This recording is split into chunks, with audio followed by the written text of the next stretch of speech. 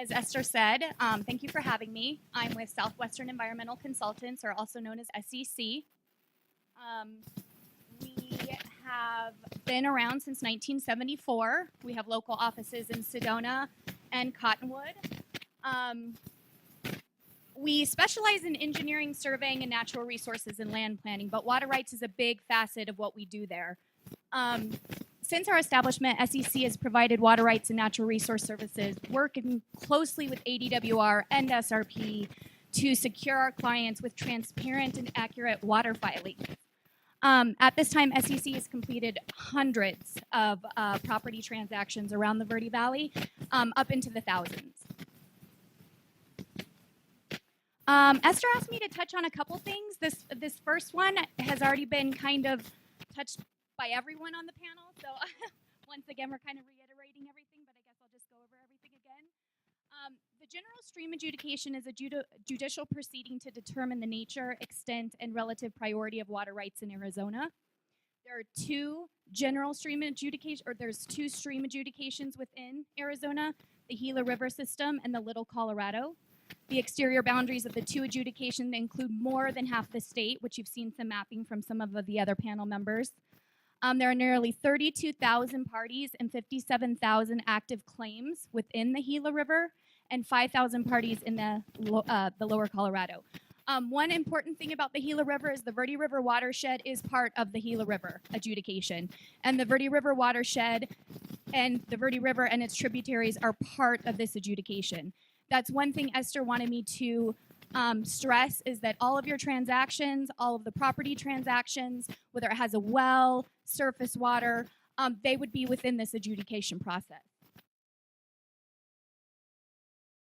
That has filed one or more claims to water rights within the adjudication. These are also called statement of claimants, and we'll get into that here in a few minutes. Any person or entity who uses water or has made a claim to use water on property within the Gila River system can be affected. This kind of reiterating everything again, but the Gila River adjudication was initiated in 1970s under the then existing general adjudication procedures. In 1974, the Salt River Valley Water Users Association, now known as SRP, filed a petition with the Arizona State Land Department to determine water rights in the Salt River above the Granite Reef Dam, but excluding the Verde River. Then in 1976, SRP filed a similar petition for the Verde River and its tributaries. So that includes the Verde River, any tributaries, Oak Creek, Spring Creek, any ditch that flows or has any type of surface water from the river system. In 1979, the legislature amended the general adjudication procedures, and under these, it was transferred to Maricopa County Superior Court. One of the main things we're going to talk about is what filings are required for properties. So, like I stated earlier, it doesn't matter if it's just a well on the property or if there's surface water or historic surface water rights. There is transactions that need to happen at the time of transaction. I work really closely with many of the departments down at Arizona Department of Water Resources. The three we're going to touch on today are the Well Permitting Division, Adjudication Division, and Surface Water Division, and what you would need to file appropriately with those divisions. As stated earlier, ADWR regulates all the groundwater wells in Arizona. Prior to drilling a new well or deepening or modifying, you will need to do a notice of intent. They handle things such as well registrations, late well registrations, well abandonments, notice of well cappings. The well registrations are extremely important, and I know most of the transactions that are done through the title company, the well registration gets transferred. However, a lot of times once they come back through us and we do thorough research on the wells, there's inconsistencies in the locations, quarter sections, parcel numbers. Maybe the property had been split and it was on a previous parcel at that time. So we kind of try to do all of those amendments and the change of well information at the time as well. Late well registrations, we see this a lot on older properties that have wells that have not been registered, obviously. We work really closely with local well drillers to try to get as accurate as possible of information to give ADWR on these late well registrations, whether it be casing size, well depth, static well levels, water levels, and then also do the notice of well capping. If you have a property that has 3 or 4 wells and 2 happen to be capped, we do the notice of well capping. This just allows ADWR to know exactly what's going on with the property. So the adjudication division, and this is for the general stream adjudication documentation, as required by statute, ADWR provides technical and administrative support to the adjudication court and special master. These are what we call the statement of claimant forms. These are extremely important, also known as new use summons. They originally came out in the early 80s when everything transferred from the Arizona State Land Department to Maricopa County Superior Court. New use summons were sent to anybody who had anything on the tax roll within the Verde River watershed, or anyone who had anything on file with ADWR, such as a surface water claim or well registration. There's 4 different types of statement of claimants: domestic, irrigation, stock pond, and other uses. Other uses can be, municipal, mining, stock watering other than from a stock pond. Over 100,000 SOCs have been filed in the adjudication in response to the original and new use summons. In 2018, over 85,000 SOCs have been filed in the Gila River. So the Surface Water Division, the Statement of Claim of Right to Use Public Waters or Sever and Transfers, we work with that as well. The Surface Water Division allocates the right to use surface water resources to fair and equitable manner, provides technical and administrative support to the adjudication court and special master. The Surface Water Division consists of 2 sections, engineering and water rights. And the Surface Water Right Program issues permits and certificates for rights to use surface water with the state of Arizona. Many of our properties already have surface water claims. We take care of all of the assignments, amendments to those claims if necessary. Like stated earlier, a lot of the properties have been divided. We would allocate those claims based on the current property and the current property configuration.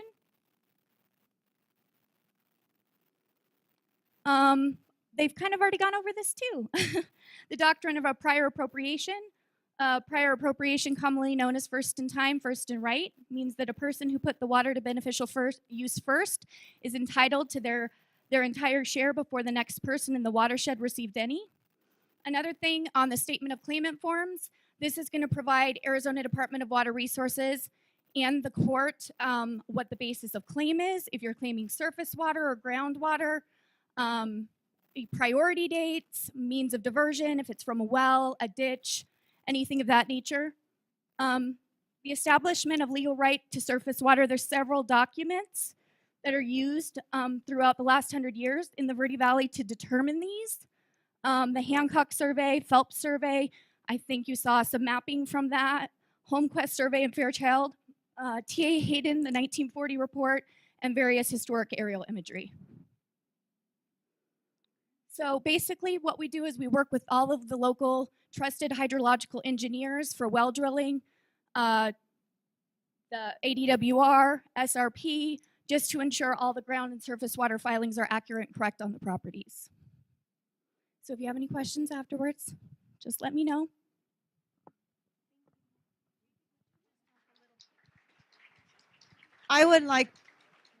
Thank you so much. I would like Jamie to just discuss a little bit about the Verde Valley Water Users Association and your part there. Verde Valley Water Users Association was established in the early 1980s. It was originally started by the steering committee. Dwayne Wiles and Ray Robley sat on that for many, many years. We're not currently taking dues membership because we're not currently holding annual meetings, but there's a very informative website. It's verdevalleywaterusers.org.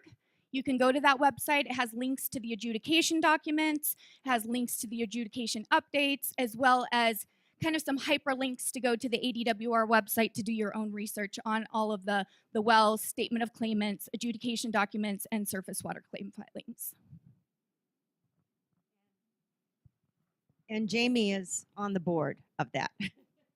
Okay. Thank you so much, Jamie.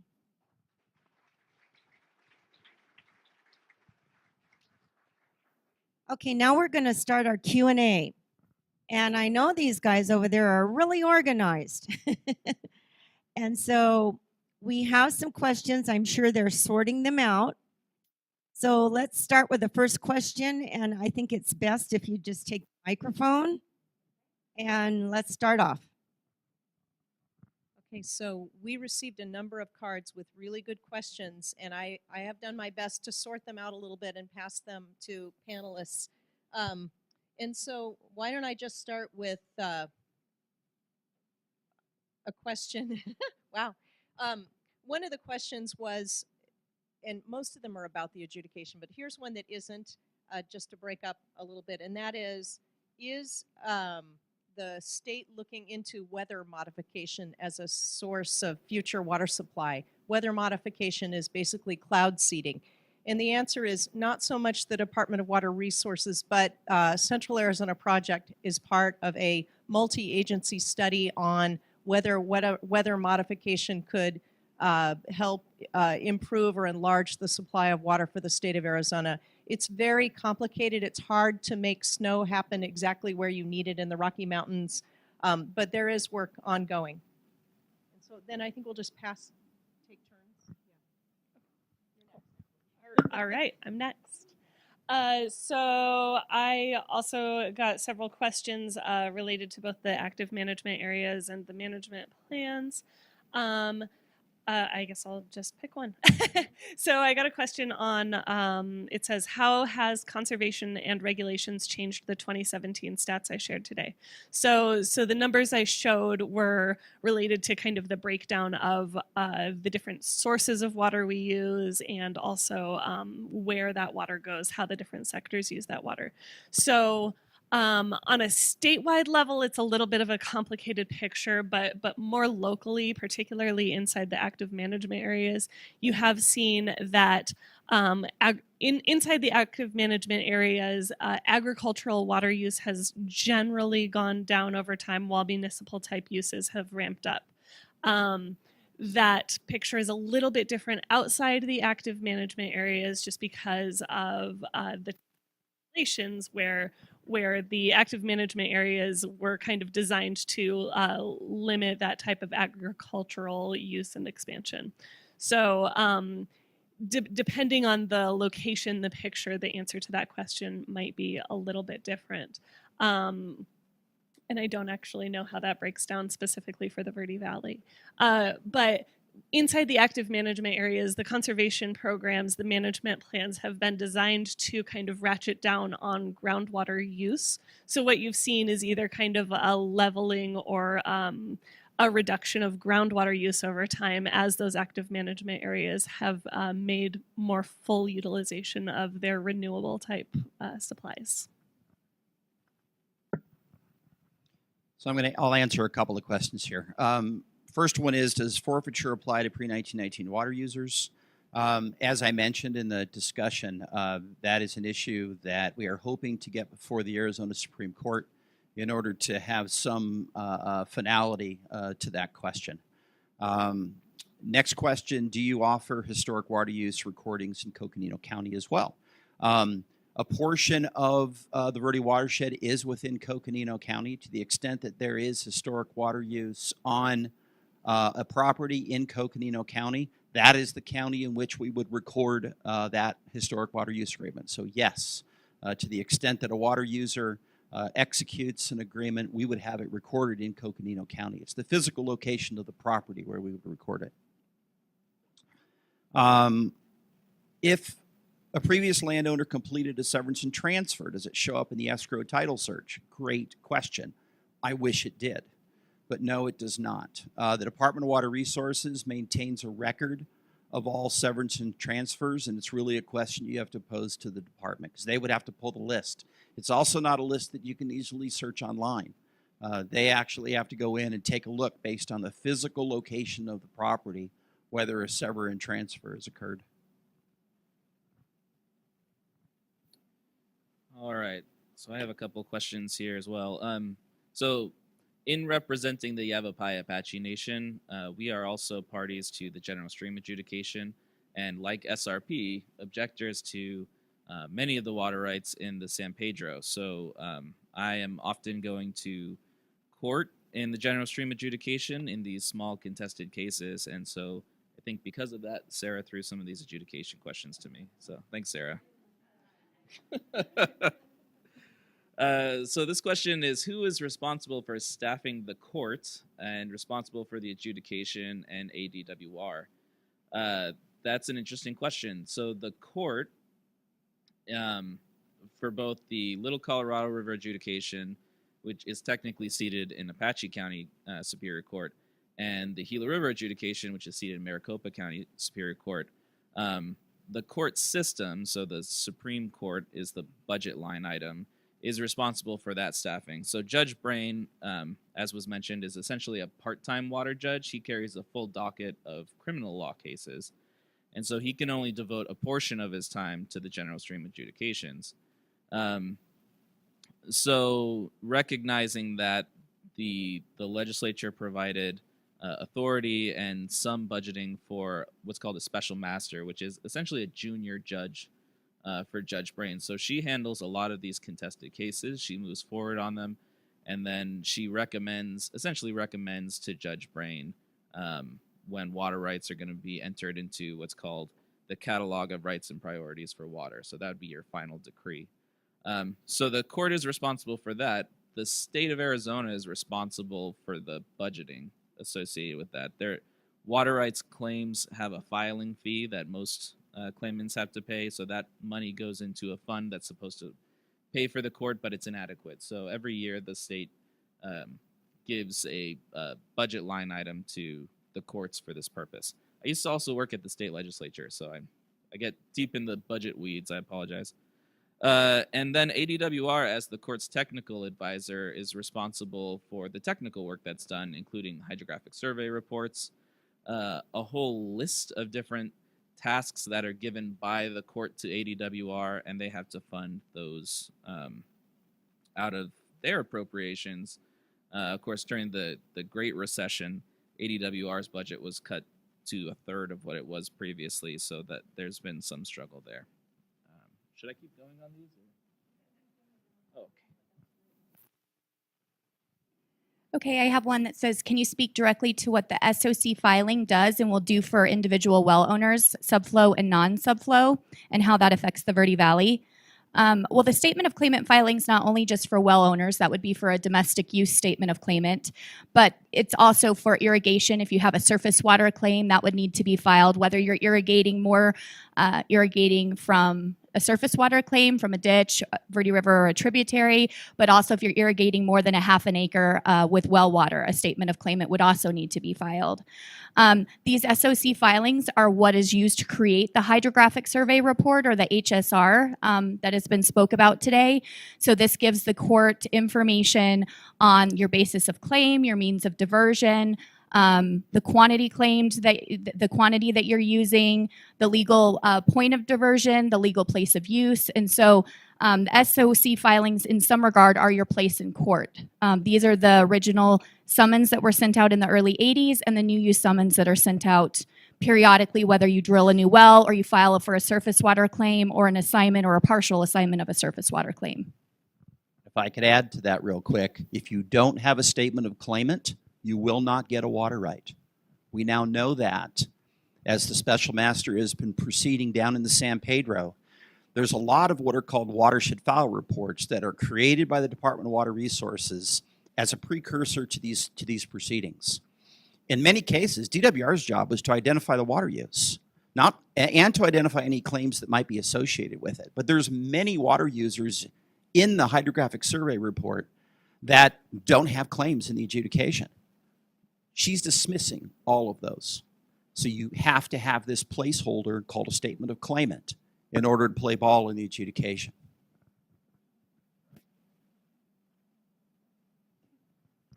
Okay, I have another question here asking, in my presentation I mentioned that we have a management plans work group to develop the 5th management plans for the active management areas.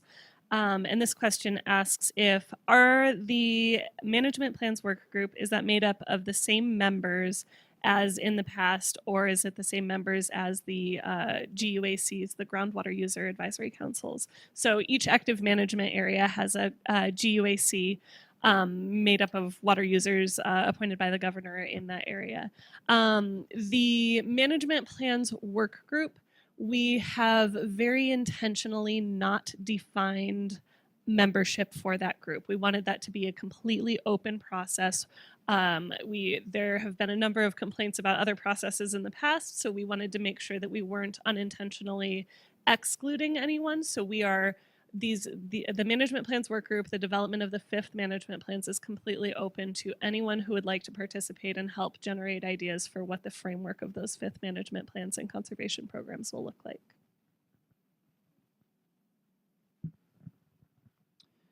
This one, it says dams and reservoirs have a finite lifespan as they age due to time, mechanical, infrastructure issues, and siltation.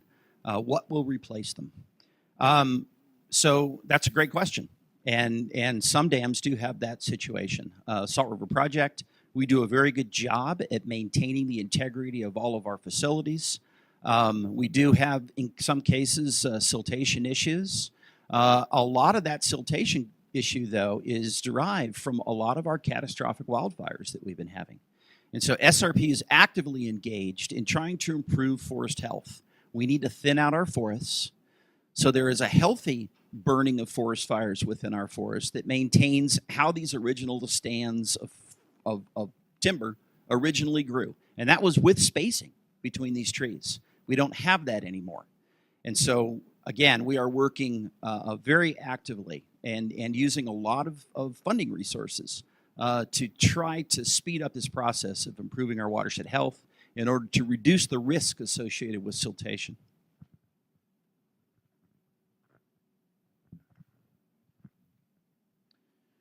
Okay, next one I have is, do water claims prior to June 12th, 1919 have to be for beneficial use? The answer is yes. So the question is, do water claims prior to June 12th, 1919 have to be for beneficial use? And the answer is yes. So the fundamental part of Western water law for state water rights is that beneficial use is the measure and limit to a water right.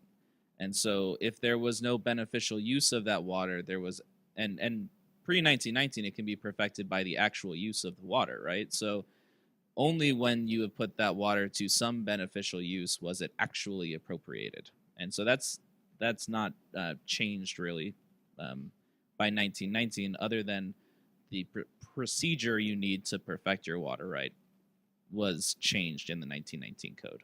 And of course, there's the forfeiture issue, as Greg talked about. So let me add to that one as well. I know what you're getting at with this question with regard to beneficial use. Exactly what is a beneficial use? Is Bermuda grass a beneficial use? Is a fountain beneficial use? These are questions we get all the time.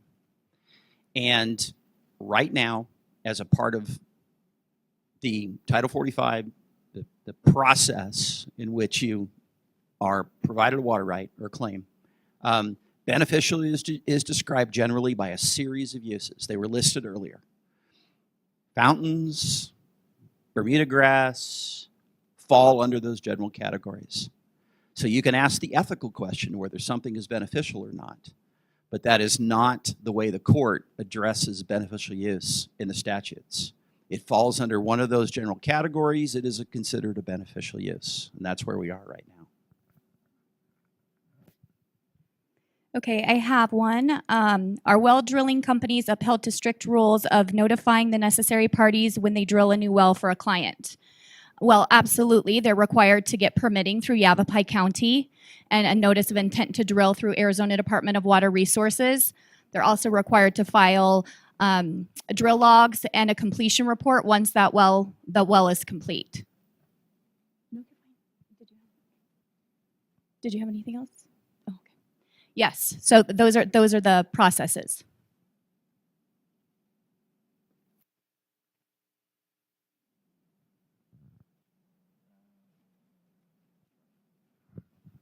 So there's a question here. Somebody's asking, how wide is the subflow zone in the Verde Valley? So as was mentioned earlier, the special master has issued a contested case to proceed, requesting the Department of Water Resources to proceed to define the subflow zone in the Verde Valley. So I know that DWR has requested the Arizona Geological Survey to go out and survey the surficial geology. So this is the Holocene age, or that material that was laid down in the last 10,000 years as a part of the Verde River system. They have done that. The second part of that question is, what of that is saturated? That has not been done yet. So in getting to, but I can generally say that we are pretty confident that the sands and gravels that lie adjacent to the Verde River, before sort of that first terrace up where you get all the mesquites that are growing, all that riparian habitat, cottonwoods, willows that are growing, that's all within the subflow zone. A lot of your subdivision communities that are below that lower terrace tier, that's probably going to be in the subflow zone. So it can range anywhere from 100 feet wide to a mile wide, depending on where you're located relative to the river. And so that's a great question. We'll know one of these days how wide the subflow zone is.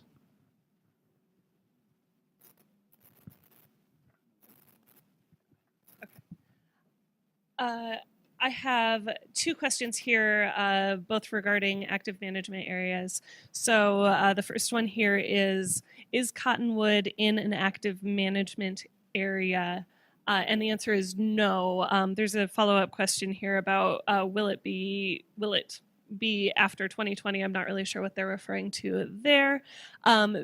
So Cottonwood is not currently in an active management area. There are not currently any activities by the department to create additional active management areas. And then there's also a question here regarding water credits. Can Cottonwood get water credits? So water credits in the context of the active management areas might be a different thing than this person is referring to. I'm not totally sure. Inside the active management areas, entities can store water underground and earn long-term storage credits for that water. There's not really a mechanism to do that outside the active management areas because there's not the same kind of groundwater regulation outside the active management areas. So again, I'm not totally sure if that's what the person is referring to, but that's one way of looking at that. So. Well, I'll add to that concept of having water credits for storing, for example, treated effluent is a concept that could go into a settlement. If the Verde Basin decided to settle, then maybe some kind of system where an entity could get credits that could be sold or exchanged could be part of that concept. That is definitely happening in the active management areas, and it's a pretty effective system. I took the questions that are not really about the adjudication because I spent a lot of time talking about the adjudication. Here's another question. How will climate change affect certainty? And I think this is water certainty. And what I want to say briefly is, first of all, the jury's out. There are studies that say there will be a lot more precipitation. Some say more rain, less snow, which can really profoundly affect places like Phoenix that depend on snowpack and reservoirs for water supply.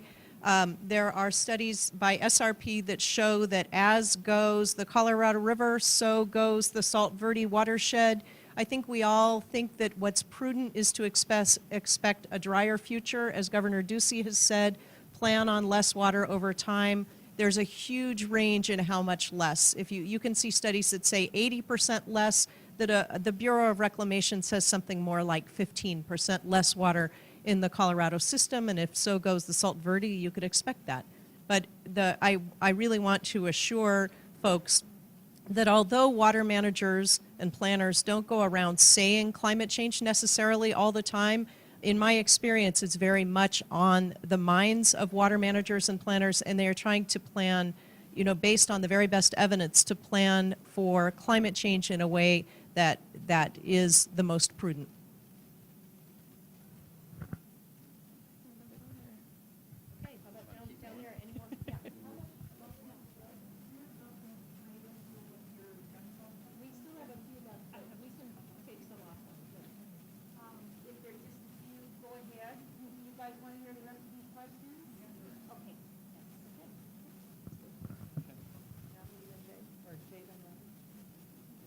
All right. So I have another question here. What happens if the Prescott AMA does not meet safe yield by 2025? So again, you saw in my presentation that the goal for the Prescott active management area is safe yield, so a long-term balance between water withdrawn and recharged in that AMA. That goal is, the language in the statute is that the active management area should attempt to achieve that goal. There's not any penalties or anything like that built into that sort of goal. So while we are certainly working toward that goal, and we'll certainly be adjusting over time, even past the fifth management plans, working toward that goal, there's not any particular consequence or penalty for not reaching that goal by 2025.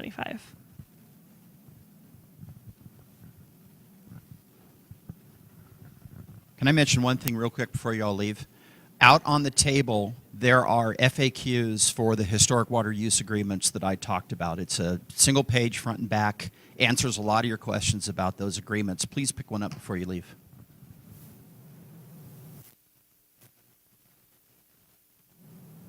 I have a question here about mining. Can you hear me okay? No? Okay, a question about mining and about the quantity of water that mines can use. So the claimants in the general stream adjudications, and some of them have wells or property that they've acquired that have water rights based on irrigation that they've sort of accumulated over the years, similar to what Greg discussed with SRP. But most of them have very large production wells that they use for their mining purposes. And that really gets to the question of the cone of depression. So if you have a 35 gallon per minute well that's sort of, a few miles away from the subflow zone, is the cone of depression from that going to impact the subflow zone? Who knows, right? But if you're a mining company that has wells that produce thousands of gallons per minute down in the San Pedro, particularly right now, then those very large, very deep wells that draw a lot of water out probably have very substantial cones of depression. And so they've very much been active in the general stream adjudications. They have quantified statements of claimant, statements of claimant that claim a quantity, I should say, in the adjudication, and they defend those claims. They're objectors to certain other claims as well. But if they had, under their interpretation, they'd be saying they take groundwater under the bifurcated system. And so because there is not a practical limit on the amount of groundwater that you could take, their assertion is that they can take however much they need for their purpose, which is permitted.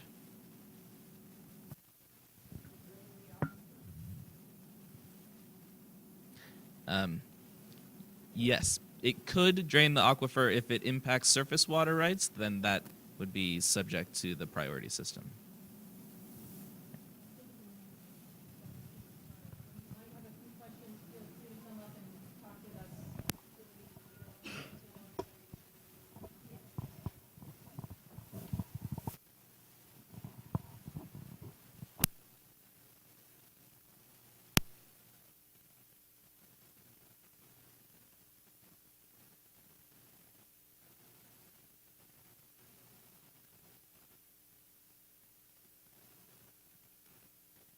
And also being just really more educated about water in the Sedona Verde Valley. I appreciate all of you coming, and we love the Sedona Verde Valley, and we want to do the best we can here. And the other thing is, let's just all stand up and give a hand to this wonderful panel for coming.